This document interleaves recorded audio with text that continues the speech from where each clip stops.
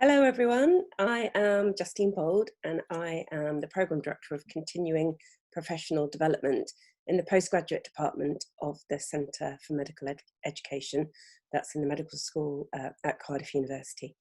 And I'm doing this session for our virtual summer school in the summer of 2020, and it's around healthy eating for resilience, both physical and psychological resilience. So I work principally on continuing professional development courses for health professionals, and I've been looking since I joined Cardiff University at sort of introducing more flexible learning for people who are professional learners. I have an interest in professions learning together, so that's different healthcare professions learning together, and in interdisciplinary education and multidisciplinary team working. My background is in allied health, and I've been a lecturer in nutrition at another university for over 12 years. I am interested in mental health and psychological resilience, but also recovery from bad events and trauma. And I have an interest in how our physical well-being relates to nutrition. So that translates to sort of what happens when nutrition needs aren't quite met. So it's the effects of malnutrition. I also have an interest in allergies and in celiac disease that's caused by gluten. Today, I'm going to consider what resilience and well-being are, and in particular, try to unpick the relationship between physical health and our emotional health, because the two are interrelated. We'll touch on malnutrition, in particular the effects of malnutrition on immunity, and we'll think about the impact of the current pandemic on our ability to have a healthy diet and our nutritional habits. Obviously, lockdown and staying in more is not without its impact on our eating behaviours. We'll think about how we might in this time, easily think about healthy eating to support our well-being and resilience. And I'm going to just touch simply on some nutritional factors at both the macronutrient level, so that's nutrients that we need in big amounts, so things like proteins, carbohydrates and fats, but I'm also going to think about some significant micronutrients. These are nutrients that we need in smaller amounts, and I'm going to touch on vitamin D there. And I'm going to also try and give you some really practical tips to take away for long-term behaviour change. And I've written this session to make it work for everybody, but obviously I'm aware that there's a lot of key workers that might be in our audience from the healthcare professions and medicine or medical professions, given that I'm working in medical school. But I think it is relevant if you're not a key worker as well. And I will try and give you a view as to the strength of evidence, but without going into too much detail, to try and keep it short, but also to make it relevant for non-healthcare workers. So I think the first thing we have to consider is, what is well-being? And, it's very important. I think there's a lot of talk, if you're still working at the moment, from your employers about well-being, because they're aware people are working at home and people are isolated. I think well-being encompasses both physical and emotional or psychological aspects, but it's important to note that there isn't an agreed consensus on a definition, but it definitely encompasses both positive emotions and moods, but also functioning in society, and the absence of negative states such as anxiety, depression, perhaps illness as well. But it means that there's some degree of satisfaction with life, fulfillment, and positive functioning in society. So I think we can all agree that you're lucky if you feel you have a degree of well-being in your life at this present time. If you want to learn more about well-being, I've put a web link on the bottom here that takes you to the Centre for Diseases Control in the States, but you can obviously do some searches on Google Scholar. I think it's very important to realise that we are the product of our own environments to some degree in terms of our health. It isn't just about, obviously our biology is important, our genetics are important, but we are also the product of our family circumstance and our social circumstances. So in the 70s, Engel developed the biopsychosocial model of health, which I think is still still very important today. And we've seen from the recent explosion of unrest, I think, in our country and in many countries across the world, that actually you can't take environmental and social factors out of the equation because they impact on well-being and health in many, many ways. So that was an introduction to well-being, quite brief. We also need really to think about resilience, and obviously it's different from well-being, and I think it's more around being able to recover from difficulties or adapt positively to challenging circumstances, or to change that in some cases can be quite frightening. So there's quite a lot of talk about brain plasticity and neuronal, having flexible responses in the brain being essential for positive response to stress and challenge. And I think in the context of nutrition and healthy eating for resilience and well-being, I just ask you to sort of grasp 2 points really. One is that our behaviours can either be adaptive, so they're helping our long-term health supportively. So that might be things like winding down with walks outside in nature, or perhaps doing some physical exercise to unwind. Perhaps it's around taking some time out to cook a healthy meal and actually enjoying that cooking process, finding it a time of creativity and perhaps a time where you don't think, rather than seeing it as a chore that you have to get through, and actually enjoying that process and the end result of the cooking as a time to connect with the people around you in your household, if you live with others, and to actually have some conversation and some supportive, talking time, which is also supportive to health in the long term. A more negative response to challenge or stress or negative circumstances might drive us into maladaptive eating behaviours, which might be in the long term negative for health. So these might be things like starting to drink too much in the evenings, or over consuming sweet treats as a kind of comfort food if things are quite difficult. It could be that you're so busy that you skip meals, or you find you're too tired to shop and cook, so you eat snacks instead, and it might be that you opt for sugary or very salty snacks. So we would see these as maladaptive responses. Over the long term, they might contribute to sort of a situation where you take too many calories in, you gain weight, your mood lowers, but also your physical health lowers as well. So they could be deleterious to health over the long term. So if we're thinking about, in this presentation, healthy eating for well-being and resilience, we're going to be focusing on the adaptive areas.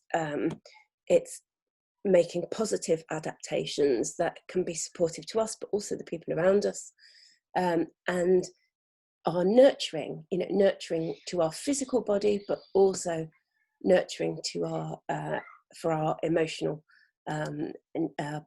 mind, emotions and mind as well. So resilience is really important for key workers, and that's all healthcare professionals, nurses, medics, but it's everybody else working in hospitals as well, you know, pharmacists, people who are cleaning, you know, lab technicians, everybody, but also to other key workers, delivery drivers, you know, people that work in supermarkets, teachers, and anybody that's working in the food supply chain. What we know about people that work in healthcare and the caring professions is that, especially in times of pandemic, when there's been very difficult decisions, very demanding situations clinically, is that working in healthcare can take an emotional toll. And actually, staff need a space to reflect on the effects of caring for others. And that without that, there can be high levels of burnout. So what we're trying to do in this presentation is, in a way, give you food for thought, excuse the pun, for, you know, nurturing your physical body and therefore your emotional state as well.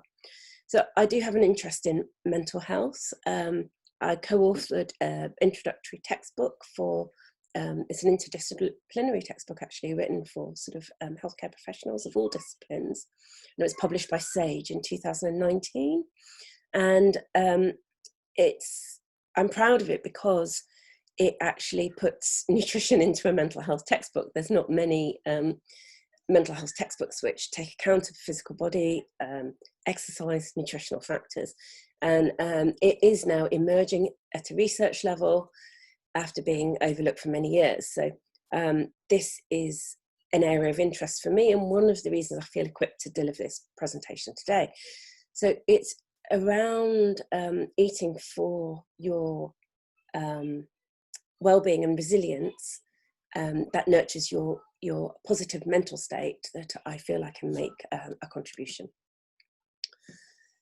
So I think we're looking at positive coping mechanisms that are adaptive and supportive of health long term. And it starts really with this idea that food, you know, not only provides essential fuel and energy that we need to carry out our day-to-day activities, but it's also nourishment.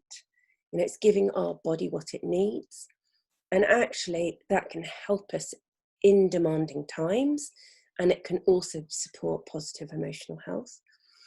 I believe it's that looking after yourself is really important when you're caring for others. So I think it's a platform foundation stone for that. And I think if you're working on the front line in terms of healthcare and medicine at the moment, or being a key worker, then you want to know that your immune system is strong.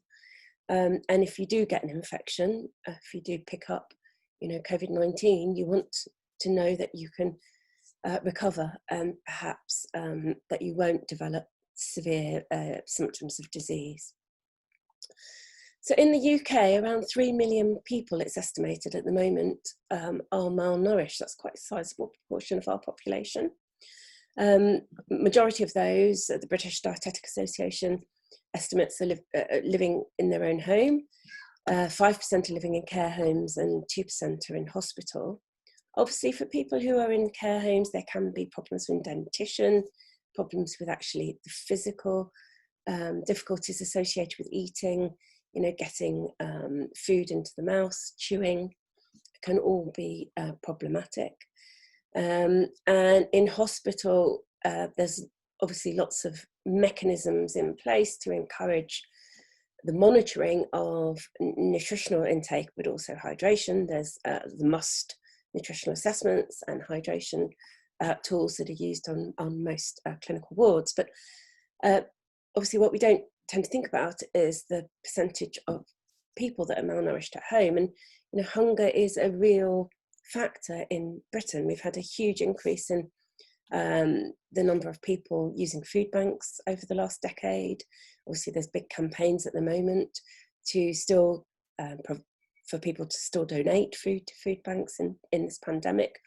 And there's been quite a lot of concern about school children, especially vulnerable school children, being off school because of the lack of access to free school meals, because there's recognition that that gives some, you know, nutritional stability to some portions of the population where maybe nutritional scarcity and hunger are known.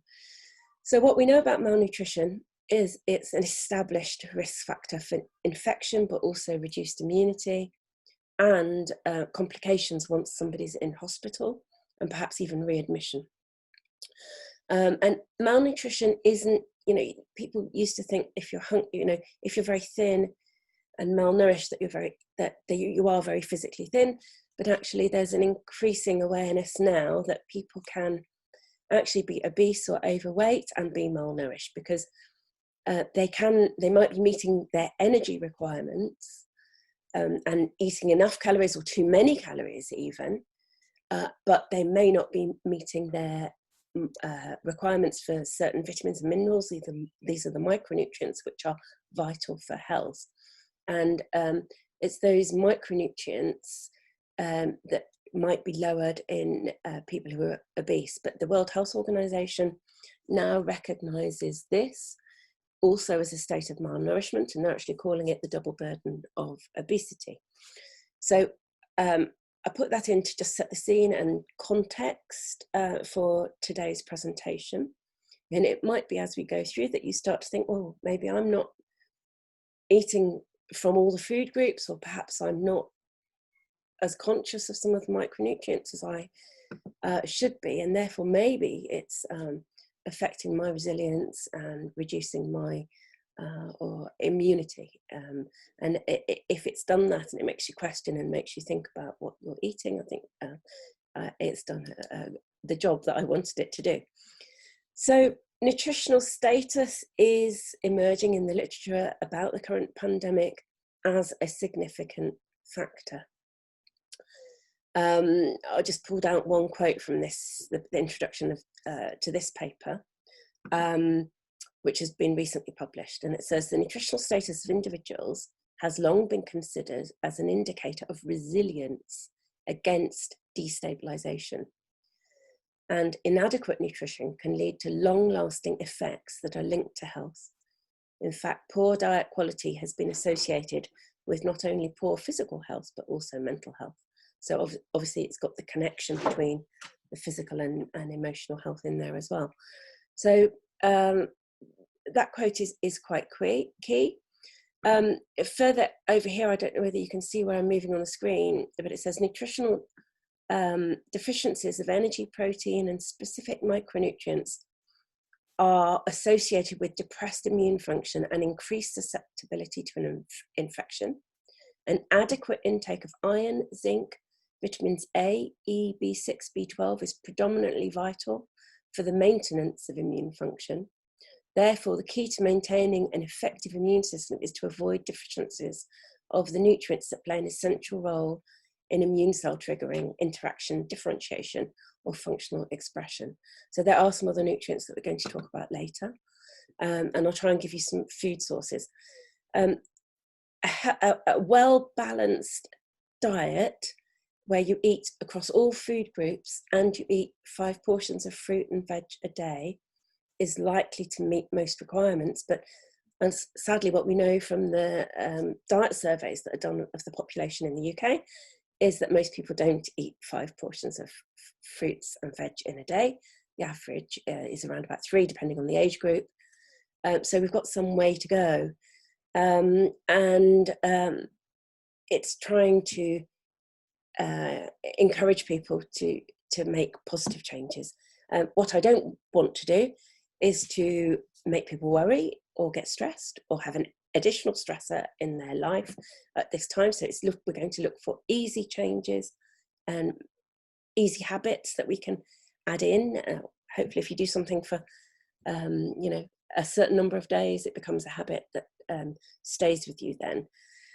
So I have written for another university on healthy eating during the pandemic, and I put a web link in there if anybody wanted to have a look at that. I think the pandemic has brought us all some food and nutrition challenges. Some of that might be to do with the availability of food. It may be that we're having to go a lot longer between shopping visits. It may be that when we go to the shops or we get a shopping delivery, that staples or our favourite products are not available, so we're having to use alternatives. There has been rising prices. I've noticed that in my own shop.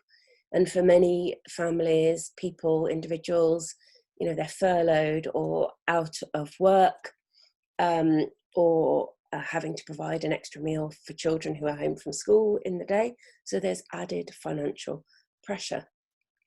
And for key workers, it may be that, you know, work has been so demanding that there's little energy left for food shopping or preparation.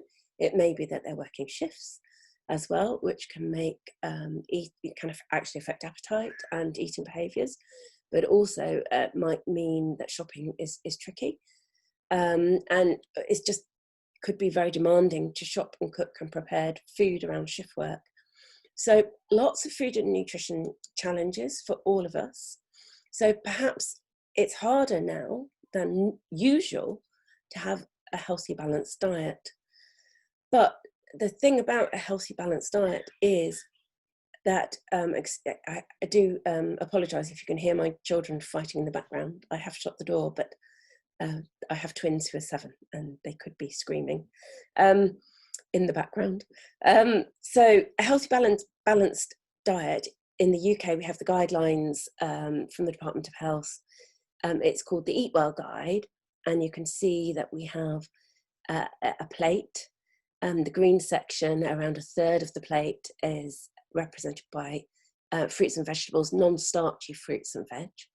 And then the yellow third of the plate represents our starches. So we've got some starchy veg like potatoes are in there, along with other carbohydrate foods, so porridge, bread, pasta as well. And what we in the bottom half of the plate here, we've got dairy foods, we've got fats and oils in purple, and in blue we've got dairy foods. If you eat dairy, not everybody does.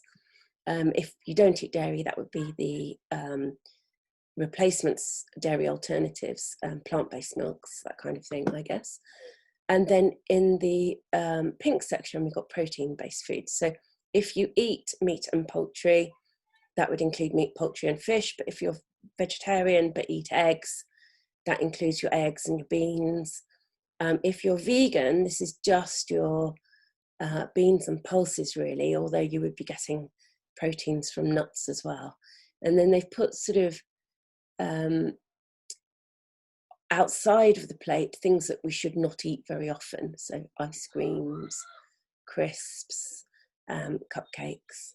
And obviously it's included fluid at 6 to 8 glasses of water a day. So if we're eating from all the food groups, that includes fats, and we have to recognise that some fats are healthy fats. They are the fats found in nuts, so things like walnuts or almonds, seeds like pumpkin seeds or sunflower seeds, and oily fish, things like mackerel, sardines. The proteins in eggs, poultry, fish, beans, pulses, meat and dairy foods, if you eat those. Sorry, it keeps on going back up. And obviously we've got the carbohydrates, starchy foods. So that's bread, cereals, rice, pasta, but also our fruits and vegetables. And they're important because they give us fibre. So that's really important for our digestive health. But the fruits and vegetables particularly will deliver on vitamins and minerals, though we do get some of those from other food sources as well. So at the moment with the pandemic, if you're low on fresh produce, you can substitute in canned or preserved or frozen if you have any fruit and vegetable alternatives.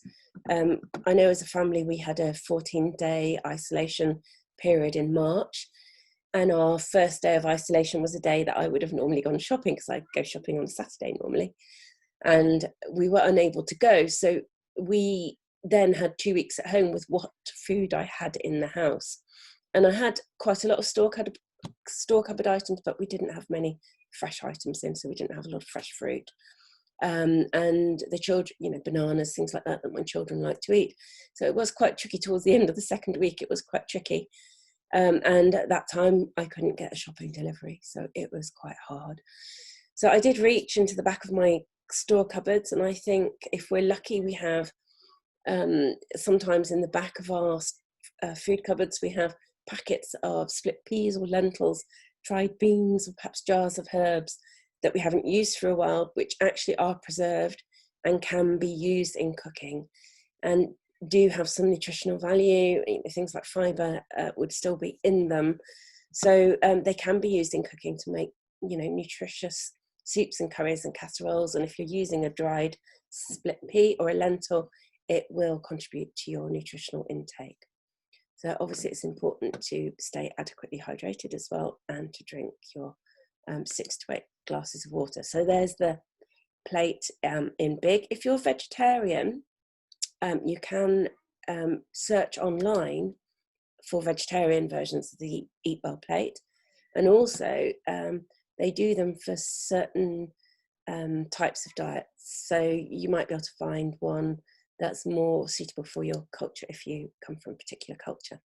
Now, one of the things that I found when I've worked in nutrition education in practice, and I've worked on some NHS projects for people, is that people have said to me, I understand that that's Eat Well plate is telling me what I should eat in one day, but it's not helping me plan my lunch, or I don't know how it would mean I should eat for breakfast. So in America, in Harvard University, they developed this plate, which is a bit simpler, and it works very well as a guide for, a balanced maybe lunch or a balanced supper. And it's quite easy to understand. What it's actually saying is that fruits and vegetables should be around half of each plate. And they put healthy oils on the plate, and also they're saying that they're actually using whole grains as the basis, not refined starches. So whole grains are carbohydrate, grain-based foods that haven't been processed, so they are still intact. They've still got the fibrous endosperm covering the outer of I think the endosperm's inside, actually. I can't remember what it's called, but they've still got the fibrous husk on at the outside, and they have most of the nutrition will still be inside. When in food production, grains are refined, that husk is taken off. It lowers the fibre content, but it also reduces the micronutrient content, which is quite often why cereal products are fortified. That means they have vitamins and minerals added back in, because they've lost so much in the refining. So it's interesting that the Harvard food plate includes whole grains, but they're saying around a quarter of your plate should be whole grains, and then a quarter should be healthy protein. So that would depend on what dietary model you're following. If you're omnivorous and you're eating meat and fish and poultry, or it would include those foods. If you're a vegetarian, it's going to include your vegetarian sources of protein. So if you eat eggs, it would include eggs, maybe cheese, but also beans, nuts, and split pea, legume type products. If you're vegan, then you need to work a little bit harder to get your protein intake, but that would include your nut products, things like avocado, your grain-based proteins as well, and maybe some of your soya, tofu, tempeh, soya products as well. So I think that Harvard plate is quite a useful thing to hold in the back of your mind, and it's quite interesting to think that half, in a balanced plate, half your plate could be vegetable or fruits. So it's quite even interesting to apply that to breakfast. So perhaps, having some fruit with breakfast in the morning, perhaps a banana, perhaps some berries, even frozen berry mix if you have that. If you have a savoury cooked breakfast, then perhaps you have tomatoes or mushrooms, or maybe spinach, because spinach can go with eggs quite well. So I think the other foundation stones for eating for immunity and resilience would include having a regular pattern of eating. So that's not skipping meals. And I have young children. It's very obvious when my children are hungry, because they get hangry, as I call it, which is a combination of angry and hungry put together. But their mood is very impacted by their need for food. And I think as adults, we can be as impacted and maybe not realise it. This, to me, impacts on our ability to handle stress. So having a regular pattern of eating, not going too long between eating occasions, 3 meals a day. I'm not saying you have to snack. I think if you have 3 balanced meals in a day, that's usually enough. You don't have to snack, actually. I've gone away from thinking that snacking is excellent. I apologise for my children. Again, I can hear them, so you probably can too. It also means, and now I have to say, I can't imagine life without coffee because it is one of my favourite things, but I don't have 8 cups in a day. I might have 3 cups in a day. Sometimes I might have 4 cups in a day. But it is around caffeine in moderation, alcohol in moderation, sugar in moderation as well. And I'll talk to you about that in a moment. One of the reasons for that is that actually they can all impact on blood sugar management, but also on calorie intake as well. Less with caffeine, it's more the sugar and alcohol that can impact on calorie intake. Caffeine on its own without sugar shouldn't do that, but it can impact on our blood glucose levels. So we're aiming to have a balanced diet, eating from all the food groups that I've shown you in the Eat Well plate, but including 5 80-gram portions of fruit and veg. And potatoes don't count. Juice will only give you 1 portion a day. Something like baked beans would give you 1 portion a day, but you're only allowed 1 from beans. And if you're vegetarian or vegan, you need that for your protein. So you still got to think about getting your 5 a day from your fruits and veggies. But also it means that we need proteins, in particular for immunity and resilience, because we need them to make white blood cells, for example. B vitamins are important. They're used in energy production. So at times of stress where we need to be alert and performing well, energy is needed. We don't want energy dips. B vitamins, some of the B vitamins are cofactors in protein metabolism as well. So we need our diet to supply those. Magnesium's also sometimes overlooked, I think, but important, particularly in times of stress, because we lose more from the body in times of stress. But it's a cofactor in energy production. So if you're low in magnesium, you might experience tetany, where your muscles in your face are pulsating, or you may not be able to sleep very well. You may get cramps, maybe muscular aches as well. So they could be signs that you need to up your magnesium intake. And what we know from the National Nutrition and Diet Surveys is that quite a lot of people don't hit the basic level of requirements in terms of the recommended nutrient intake for magnesium. Zinc is another important micronutrient. That's also needed as a cofactor in protein metabolism, so we need it to make those immune complexes and white blood cells. So it's also, it can be important in terms of mental health as well, because of making hormones and neurotransmitters.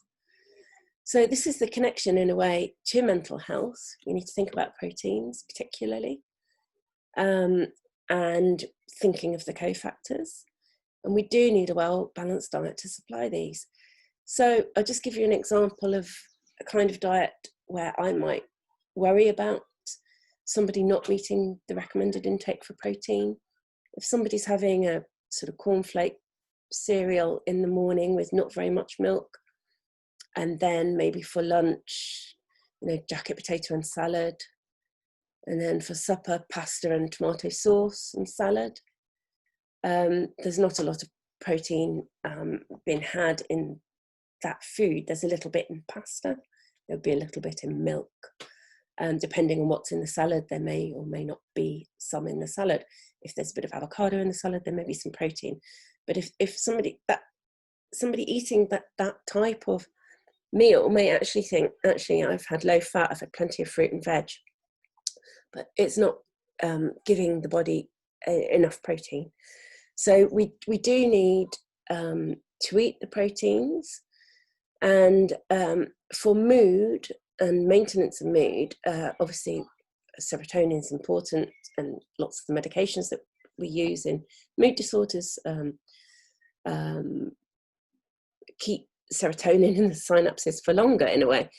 That's the mechanism of action for the medication. But serotonin is made from an amino acid, which is one of the substances that is used to construct proteins. It's made from an amino acid called tryptophan. And eating protein which is rich in tryptophan is shown to increase levels of serotonin in the central nervous system.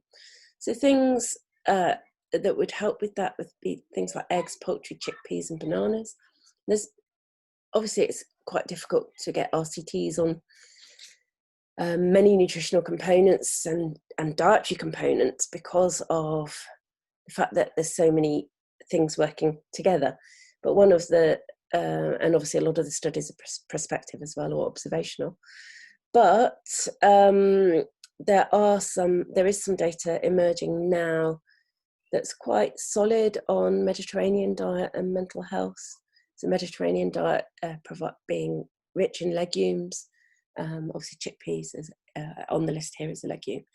So we want people to eat from all the food groups, and that includes protein, and protein is particularly important for our mental health at demanding times. So in terms of immunity, there's a micronutrient that I haven't yet mentioned, and it's a fat-soluble vitamin, vitamin D. You may have seen it, something around vitamin D in the media in terms of the pandemic. Our requirements in the UK for vitamin D are set based upon the evidence of vitamin D's function with bone health, and also in terms of regulating calcium absorption. And our principal source of vitamin D is usually through the action of sunlight on our skin, where it goes through the pre-vitamin D, gets converted into an active form of vitamin D, and then it goes actually via the liver and the kidneys, gets converted in the kidneys to the active form. Vitamin D is also important in terms of immunity, but that's not reflected in our nutritional requirements at the moment because the data is emerging. What we do know from the National Nutrition and Diet Survey is that vitamin D deficiency is relatively common in the UK. It's just under a third of adults had levels indicating deficiency, and actually children aged 11 to 18, it was just on 37%, so more than a third of the population of 11 to 18 year olds. So that's quite concerning. Obviously the effect of a pandemic, especially where we've been on strict lockdown, which we're now emerging from, is that most of us have been inside for a lot longer. So we're getting less sunlight. So we've been less able to make vitamin D through sun exposure. Obviously, if people are institutionalized in care homes, housebound, that would reduce the ability as well to obviously go outside and make vitamin D. There's also some other factors. So people with darker skin, the more melanin in the skin, the less vitamin D is produced.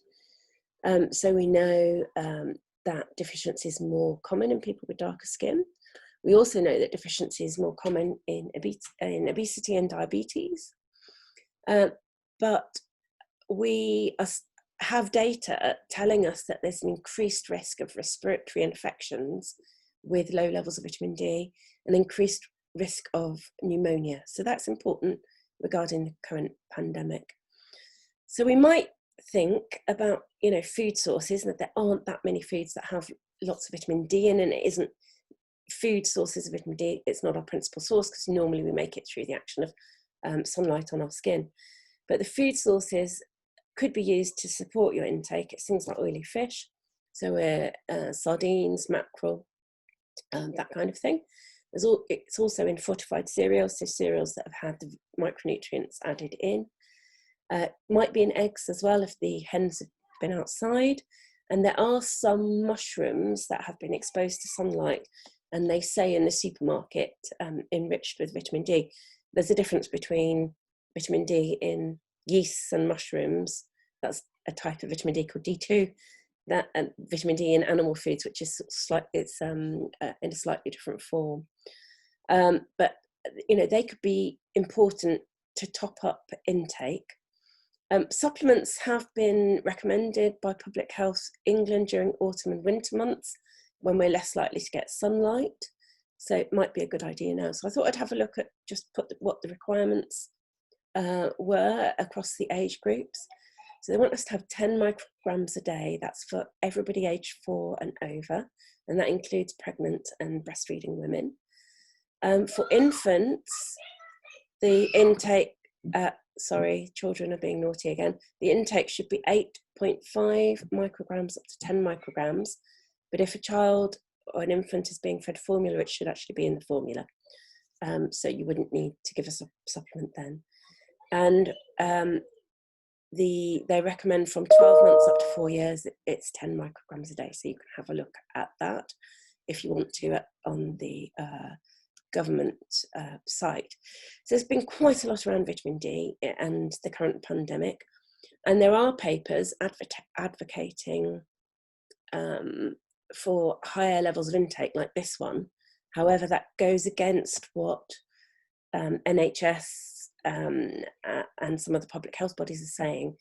That's because too much vitamin D can be toxic. So you have to get the supplementation at the right level. But I've just highlighted the important bits from this paper. So it says, vitamin D can reduce the risk of infection. The mechanisms by which it does this include reducing viral replication rates, and reducing the concentrations of pro-inflammatory cytokines. That's what can injure the lungs. So we've heard quite a lot about that in the media around the current pandemic. And it says there's several observational studies and clinical trials reporting that vitamin D supplementation reduced the risk of influenza, but it's not consistent, so we don't fully understand yet. Vitamin D deficiency has been found to contribute to acute respiratory distress syndrome.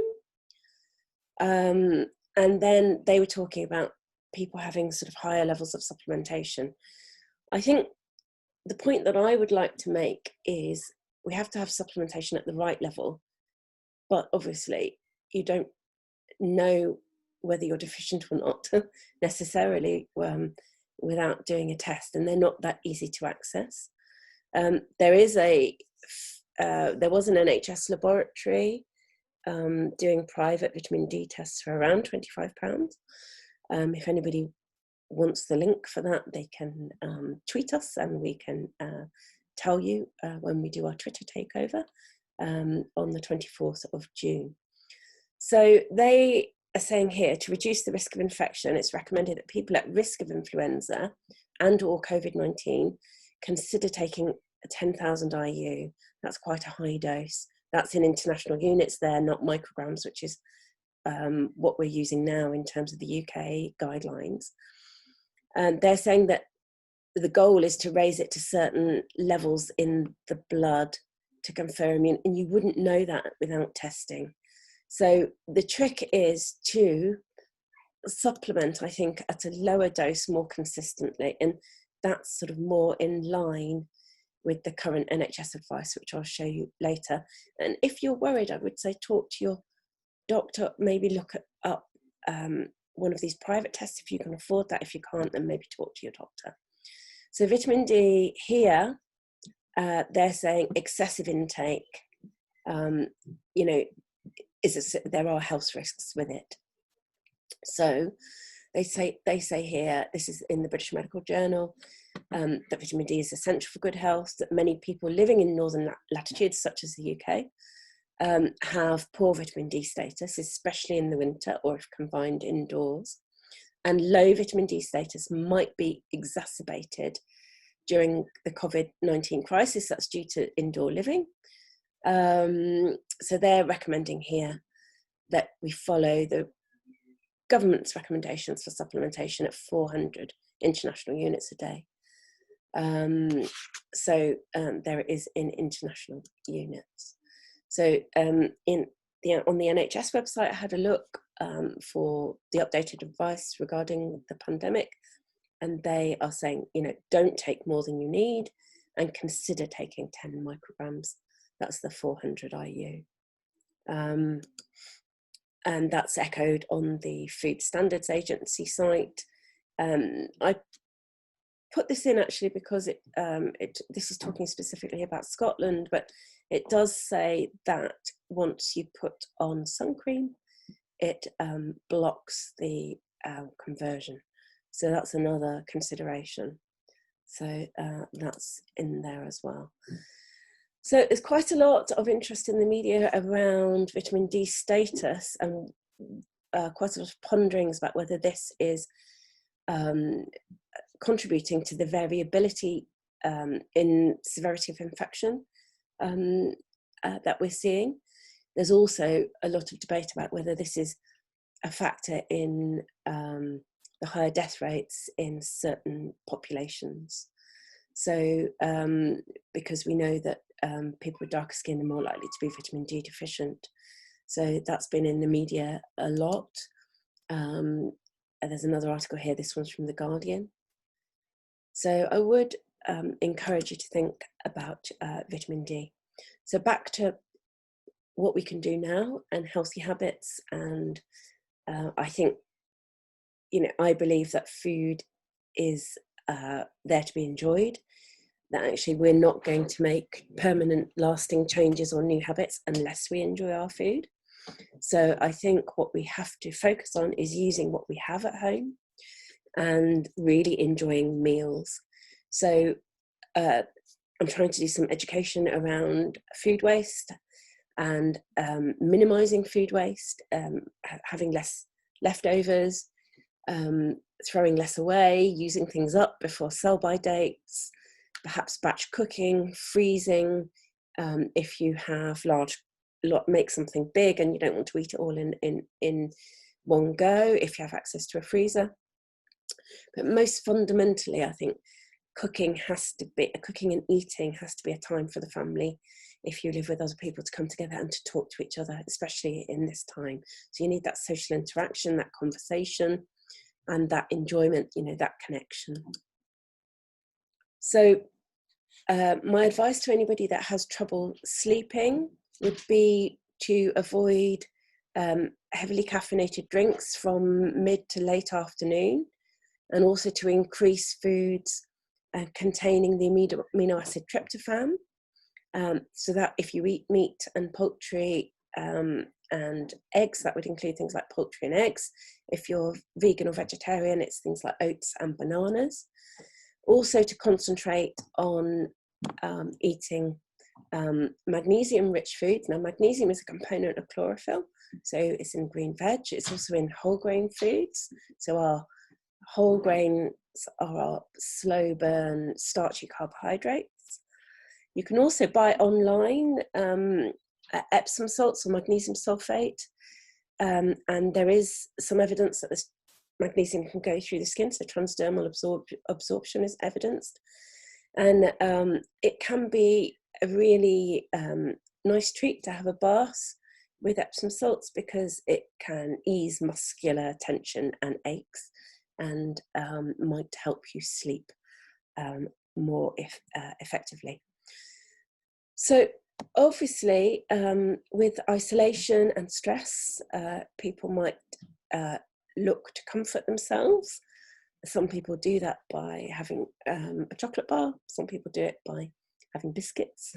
Some people do it by, in the evening, maybe having some wine And the tendency to have comforting food behaviours might be highlighted when we're bored and missing our friends and family and social interaction and being able to travel. So it's also,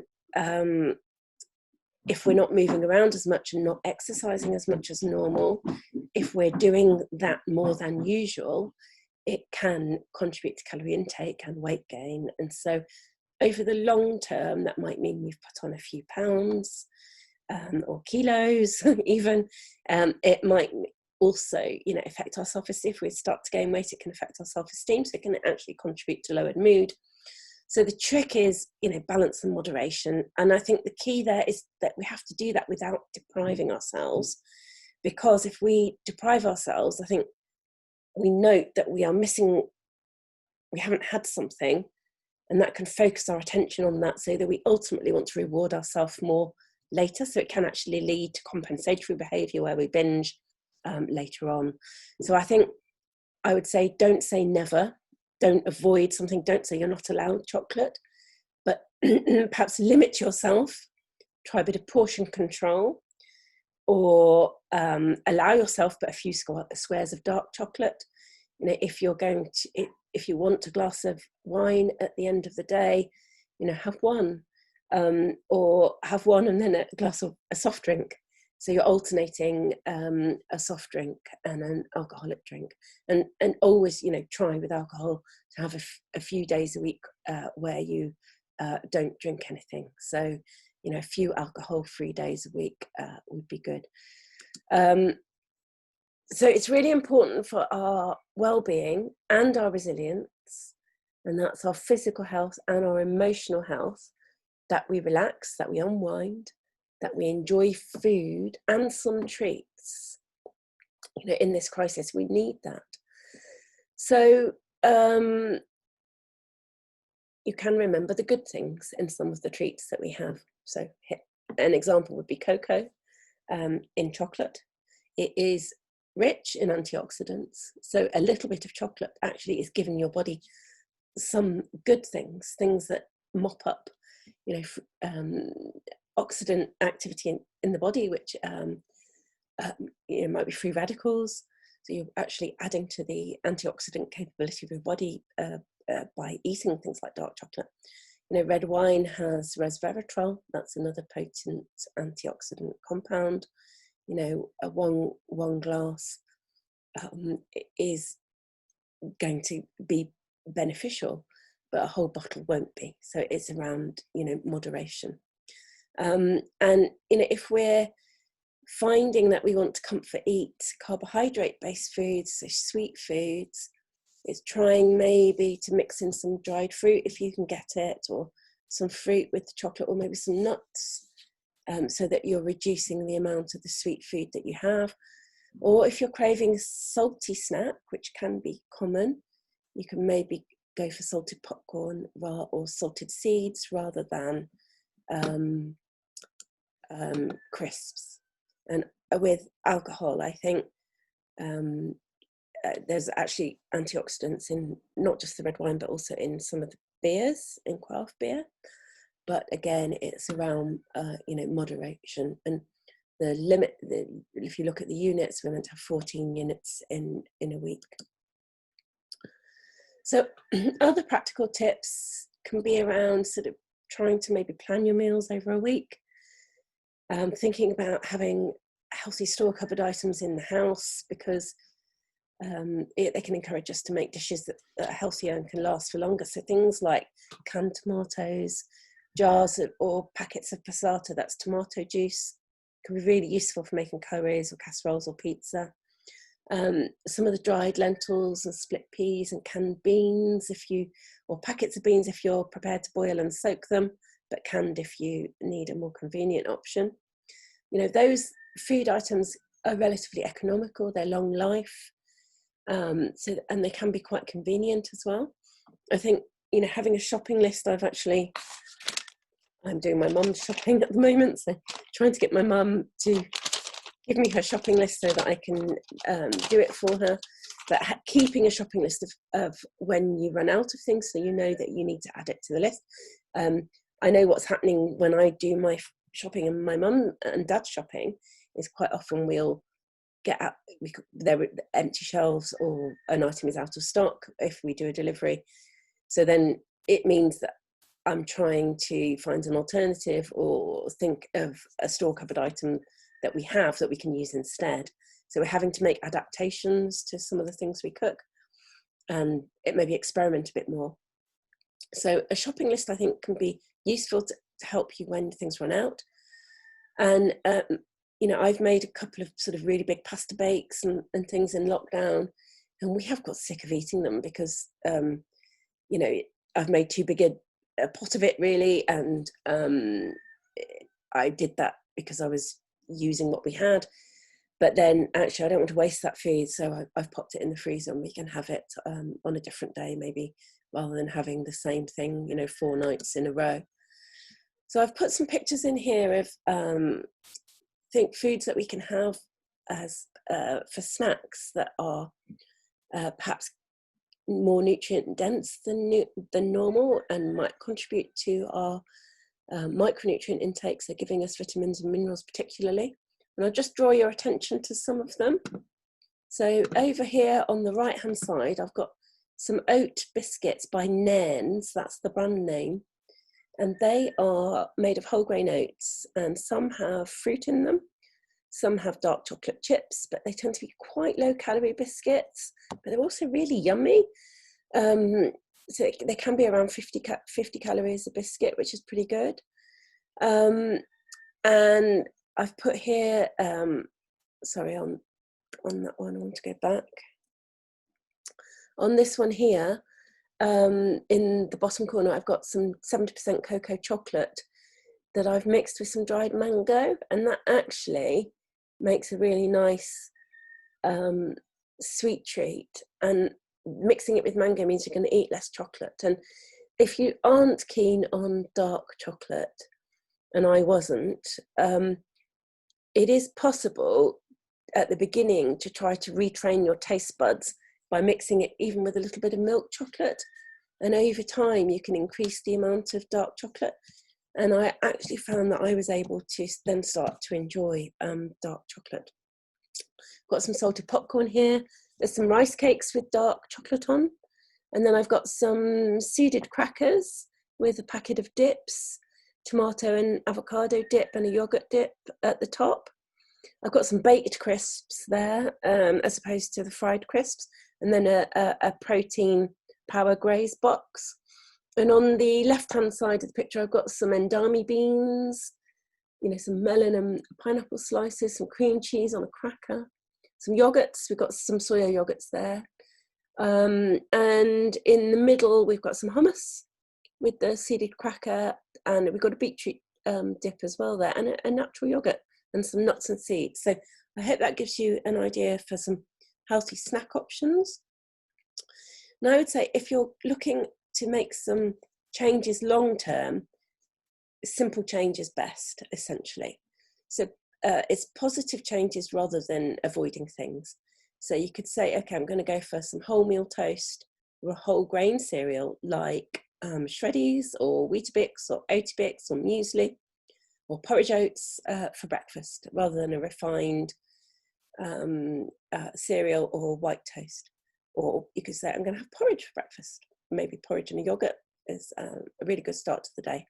And actually, you could say, if you're perhaps not having your 5 fruits and veg a day, that you're going to try and have a banana every day. Or maybe a banana and an apple every day. Or a banana and a few grapes every day. That would be 2 extra, you know, fruit portions in. And when we talk about 5 a day, we ideally want people to have 3 veg and 2 fruit in an ideal. We want less of the sugary, more of the non-sugary. If you think you're a bit low on protein in your diet and you are eating eggs, then actually having a couple of eggs a day or every other day, that would be a really simple addition to make. You can maybe have a breakfast or an egg sandwich at lunch, or you know, you could have an omelette for supper perhaps. A natural yogurt a day that gives you protein. It's also got some of the live, usually has the live bacteria in, which is really good for the tummy. And hummus. If you don't eat hummus already, hummus is a really nutritious snack. And if you're not allergic to nuts or seeds, sesame seeds can be allergenic. But if you're not allergic to nuts and seeds, then having those as a snack. So having some hummus or some nuts or seeds as a snack, perhaps daily or every other day. And if you think you're low on green veggies, having some frozen peas or perhaps some frozen green beans and cooking them each night, perhaps steaming them or boiling them if you don't have a steamer, and having those on the side with your main meal, that would get your green veggies up. So we're looking for simple tweaks to make some new habits that are lasting effectively, that are supporting of your physical nourishment, but also your emotional nourishment. So I'm going to finish up by drawing your attention to some resources. There's one from Public Health Wales at the beginning. They talk about the effects of the current pandemic on eating behaviours. And then there's some resources from UNICEF and some World Health Organization resources. And then there's the government advice on vitamin D. Finally, I'd just like to say that I'm going to be available for questions and answers on Twitter. And that's using the Cardiff Uni CPD Twitter account. And that's going to be from 2 p.m. on the 24th of June. So I hope you have enjoyed this presentation and that you stay well. Thank you, everybody.